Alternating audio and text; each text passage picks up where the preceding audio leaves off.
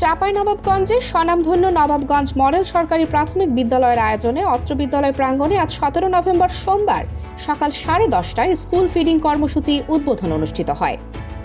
উক্ত অনুষ্ঠানে সভাপতিত্ব করেন নবাবগঞ্জ মডেল সরকারি প্রাথমিক বিদ্যালয়ের প্রধান শিক্ষক লতিফা হক। অনুষ্ঠান সঞ্চালনা করেন অত্র বিদ্যালয়ের সহকারী শিক্ষক গোলাম হামিদ। উক্ত অনুষ্ঠানে স্কুল ফিডিং কর্মসূচি উদ্বোধন করেন প্রধান অতিথি সদর উপজেলা প্রাথমিক শিক্ষা অফিসার মোহাম্মদ মাহমুদুজ্জামান।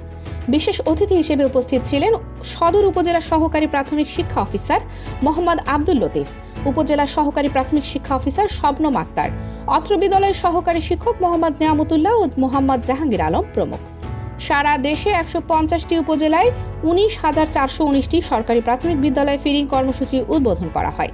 তারই ধারাবাহিকতায় চাঁপাইনবাবগঞ্জে 4টি উপজেলায় 213টি সরকারি প্রাথমিক বিদ্যালয়ে সর্বমোট 43,828 জন শিক্ষার্থীরা ফিডিং কর্মসূচির আওতায় এসেছে।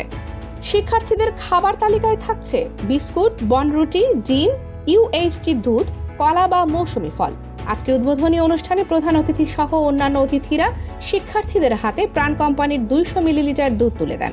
অনুষ্ঠানে প্রধান অতিথি বলেন, শিক্ষার্থীদের শারীরিক ও মানসিক বিকাশ সাধনের মধ্য দিয়ে গুণগত মানের শিক্ষা নিশ্চিত করতে সরকার বদ্ধপরিকর। প্রাথমিক বিদ্যালয়ে শিক্ষা নিশ্চিত করা গেলে শিক্ষার্থীরা দেশের সুনাগরিক হয়ে গড়ে উঠবে। এছাড়াও প্রাথমিক বিদ্যালয়ে পড়াশোনার মাধ্যমে শিক্ষার্থীদের মানসিক স্বাস্থ্যের বিকাশ ঘটে।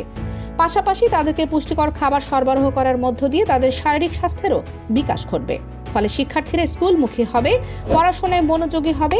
আমরা শিক্ষার্থীদের পড়াশোনায় আগ্রহী করতে চাই।